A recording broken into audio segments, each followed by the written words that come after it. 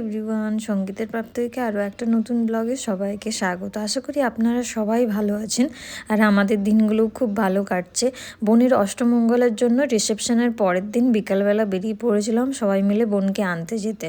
আর যেহেতু অঘ্রাণ মাস থেকে পৌষ মাস পড়ে যাচ্ছিলো, যেহেতু পৌষ মাসে কোনো বিয়ের কোনো ডেট ছিল না বা পৌষ মাসে কোনো বিয়ে করতেও নেই, সেই জন্য বোনের শ্বশুর ঘর থেকে অঘ্রাণ মাসেই অষ্টমঙ্গলটা সেরে নেওয়ার কথা ছিল। তাই এখানে নেক্সট ডে আমরা অষ্টমঙ্গলায় নিয়ে আসার পর নেক্সট ডে আমরা সবাই মিলে বেরিয়ে পড়েছিলাম একটু বনলতা রিসর্ট ঘুরতে।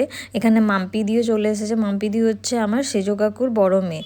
তো এখানে সবাই মিলে গাড়ি করে বেরিয়ে পড়লাম বনলতা রিসর্টে যাওয়ার জন্য।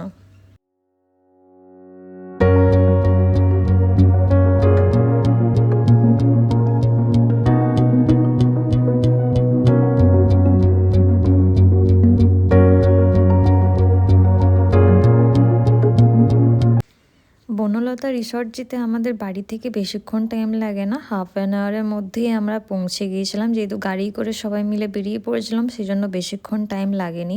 আর এখানে ঢুকেই দেখি কত রকম কালারফুল ফুলের বাগান, পুরো এত সুন্দর লাগছিল, গাঁদা ফুল আরও অনেক কিছু ফুল। আর এখানে দেখো নতুন ব্রাইড আর গ্রুমকে দুজনকে কি সুন্দর লাগছিল না।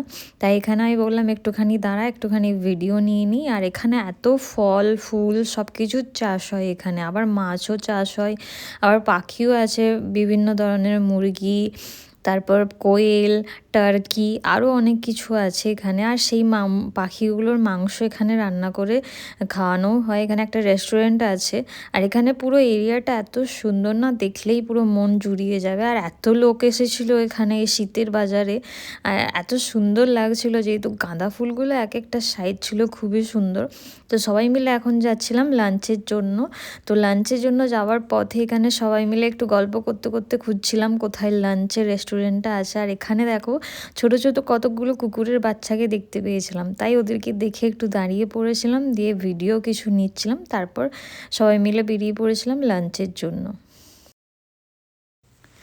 ফাইনালি আমরা রেস্টুরেন্ট খুঁজতে খুঁজতে চলে এলাম ভেতরে। আর এখানে এসে আমরা একটা কেবিন বুক করে নিয়েছিলাম। কেবিনেও খেতে পারেন, বাইরেও খেতে পারেন। যেহেতু আমরা সবাই মিলে একসাথে পার্সোনালি খেতে চাই সেই জন্য আমরা একটা কেবিন বুক করে নিয়েছিলাম। তারপর এখানে মেনু ডিসাইড করা চলছিল। আর মেনুর মধ্যে ফার্স্টে আমরা অর্ডার করেছিলাম চিকেন 65। তো আসার পরই এতটা খিদে পেয়ে গিয়েছিলো, সবাই মিলে পুরো খাবারের উপর হামড়ে পড়েছিলাম, কারণ খাবারটা সত্যিই বানিয়েছিল খুব সুন্দর। আর এখানে বোন আমাকে বলছিল তুই তাড়াতাড়ি খা, ভিডিওটা না করে, না হলে আর পাবি না লাস্টে। তো এখানে সবাই মিলে খাওয়া চলছিল। ফার্স্টে চিকেন 65 অর্ডার হয়েছিল, তারপর প্রনের কিছু আইটেম ছিল, এটার নাম আমার ঠিক মনে নেই। তো এখানে ভিডিওটা আপনাদের সাথে শেয়ার করলাম। এখানে প্রনের কিছু আইটেম ছিল, সেটাও 2 প্লেট নিয়ে নেওয়া হয়েছিল। ফার্স্টেরটা 1 প্লেট ছিল আর এটা 2 প্লেট নিয়ে নেওয়া হয়েছিল। তারপর সবাই মিলে এখানে খাচ্ছিলাম। আর অর্ডার করা হয়েছিল সাঁওতালি থালি, সাঁওতালি মাটন থালি অর্ডার করা হয়েছিল। তো এটা খাওয়ার পর সব ধীরে ধীরে স্টেপ বাই স্টেপ আসছিলো। তো এখানে সেই ভিডিওগুলোই কিছু ক্লিপ হিসেবে আপনাদের সাথে শেয়ার করলাম।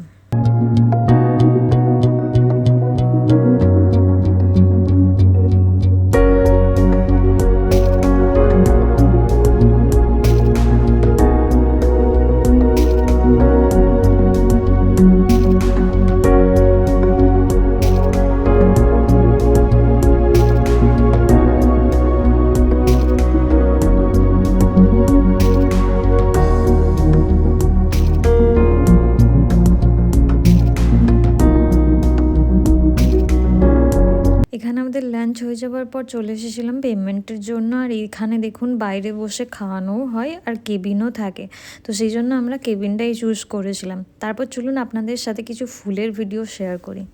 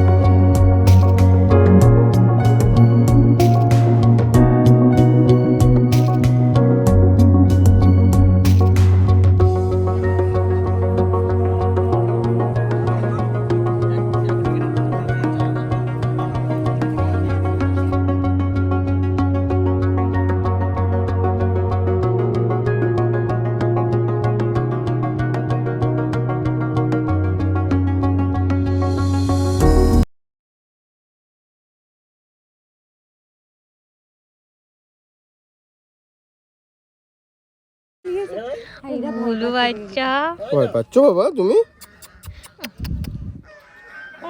না ভয় পায় না বাবা।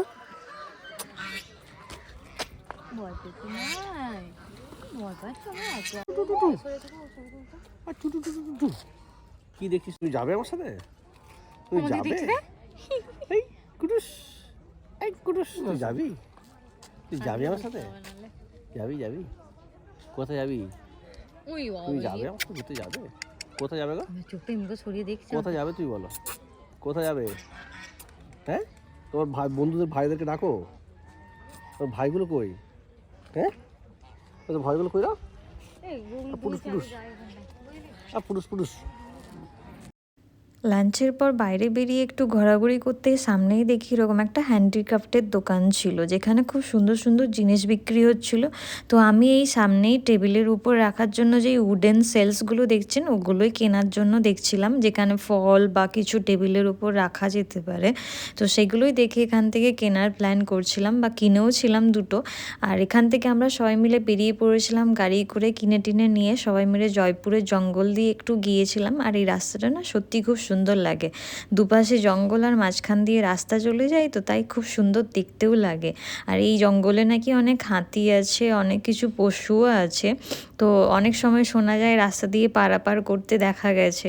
তো সেই জন্যই আমরা যাচ্ছিলাম। আর এদিকে একটা না ভালো সুন্দর জায়গা আছে যেখানে নাকি এয়ারপোর্ট ছিল।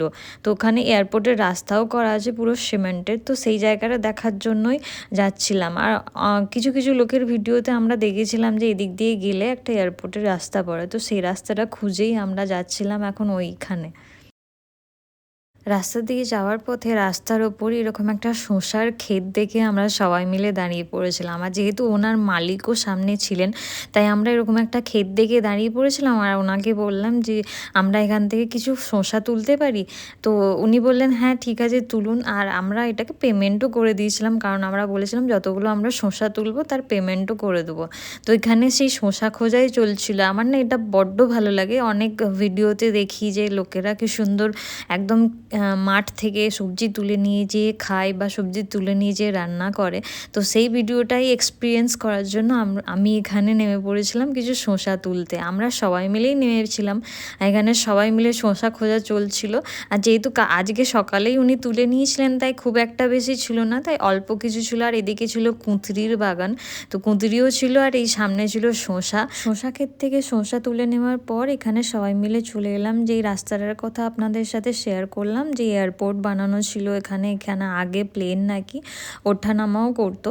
তো সেখানে চলে এলাম। আর সেখানে নেমেই দেখি সামনে এরকম একটা কুলের গাছ।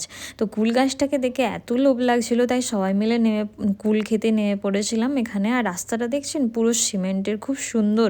আর এখন যেহেতু মেনটেন করা নেই সেই জন্য চারপাশে জঙ্গল হয়ে গেছে, কিন্তু সিমেন্টের রাস্তাটা এই জায়গাটা এত সুন্দর লাগছিল কি বলবো আপনাদেরকে। তাই এখানে কিছু ভিডিও সেরকমভাবে নেওয়া হয়নি, তাই কিছু ছবি এখানে আপনাদের সাথে শেয়ার করলাম।